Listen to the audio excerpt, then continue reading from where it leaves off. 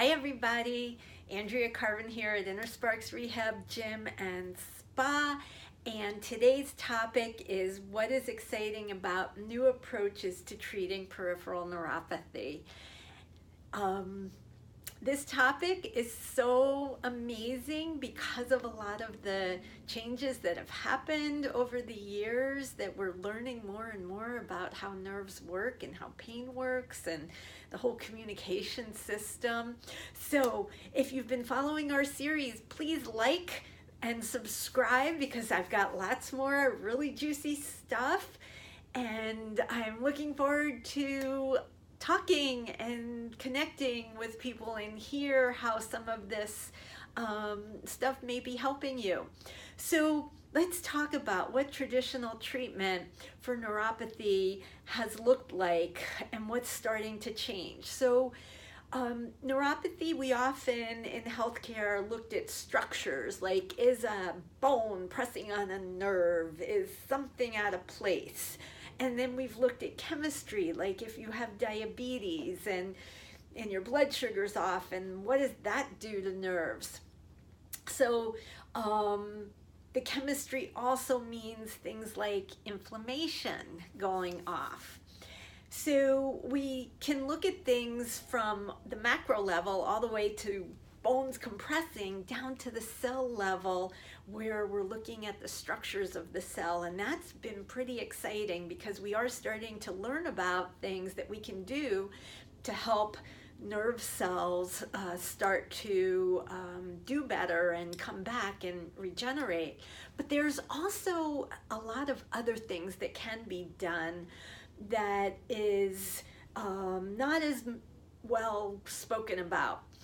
So when we only focus on structures like surgeries, the medicine, the cell regeneration, or if all else fails, we do nerve blocks to get rid of the pain, it can be helpful. And again, a lot of us people who are studying nerves have all these different ways of looking at it.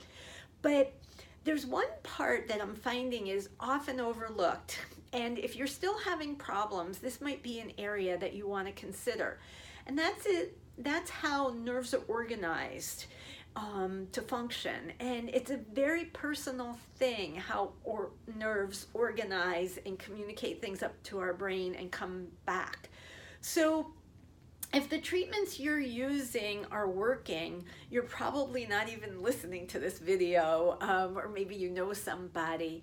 But if what you're doing isn't getting you the result that you want, then I say you're not done. If it's not good, you're not done.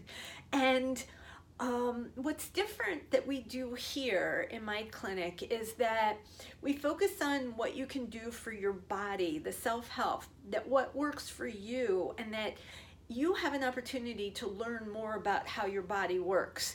And as we in therapy understand the functional neurology of what's going on in your body, the easier it is for that information to translate to our clients, who then can start to understand how to move better, how to do things differently in a way that works for you in your life.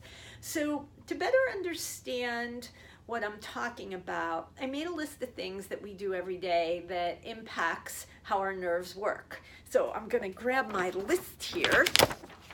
I love making lists. So what impacts nerves? Okay, ready? Sleeping, walking, dressing, eating, what, when, and how you eat, what, when, and how you move, how much tension you have in your body when you're doing these things. How does your body relax? Where in your body can you relax? Can you self-regulate your tension? What challenge or stressors are going on in your life? What do you love to do? Who do you hang out with? What type of work do you do? So you get where I'm going here. Everything from when we're sleeping and when we're awake, everything is communicated through nerves. So what can we do to make things better? And the key, again, in this frame, if what you've tried isn't working, is to really start to personalize. learning what your body is telling you about what it needs and what isn't working. We teach this at my clinic because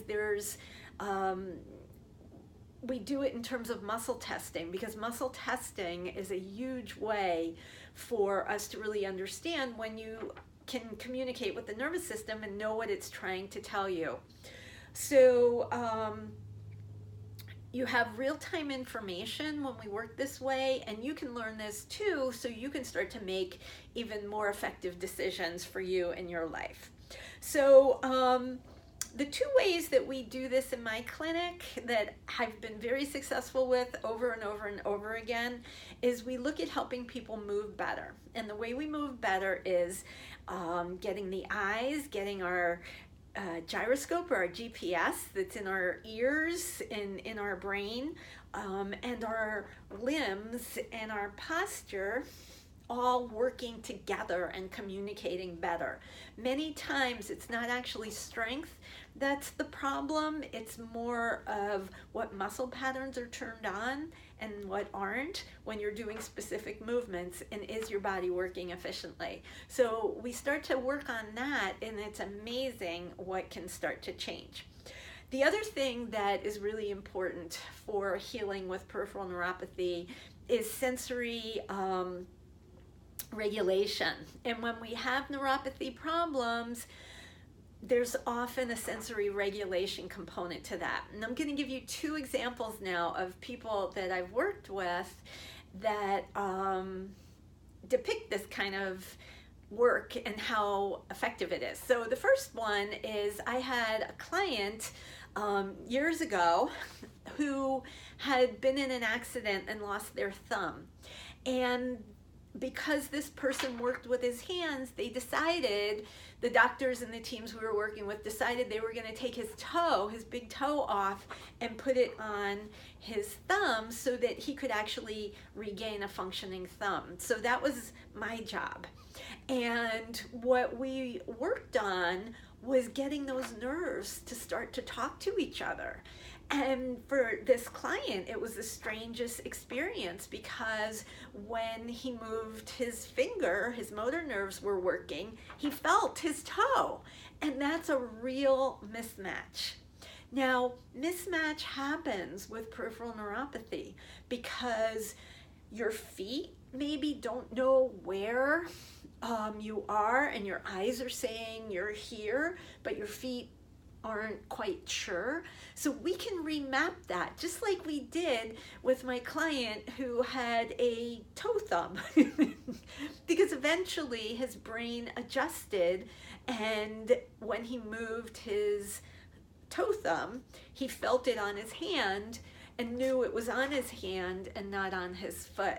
So that's like the most amazing thing, and we know this is possible. And this is what we also do when we start having neuropathies and you're not exactly sure where you are, and you're Frankenstein walking and you're using a cane, and then your balance gets worse because we say keep Frankenstein walking, and there's more that can be done when we actually start to remap the nervous system.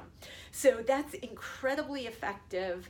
And if you haven't started working in that arena, I highly recommend that you do. The other thing I wanted to talk to you about was post-surgical peripheral neuropathies. And this I find very common with people who have had back surgery or hip surgery, things like that. And you go back to moving well, but the scars don't quite heal. We call them hot. And I've had clients who have come in here several years after a surgery and they're having pain. And what we're finding, and what I find when I go and work with their bodies, is the question is, what's going on with your nerves? How are your nerves regulating? What's happening with this pain? Is it a movement pain? It's not a compression pain anymore. So when we start to work with the scar tissue, there's often a lot of answers.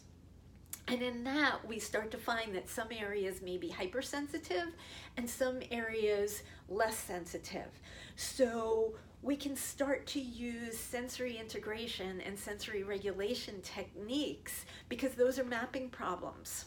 And that can also functionally start to improve the quality of your movements, improve the quality of your life, and help solve the problem. So thanks for listening, and I'm very excited. If you have questions, please don't hesitate to contact me, and I look forward to the next time. We're going to be talking a little bit more about some exercises and things that you can do. Take care, everybody. Bye-bye.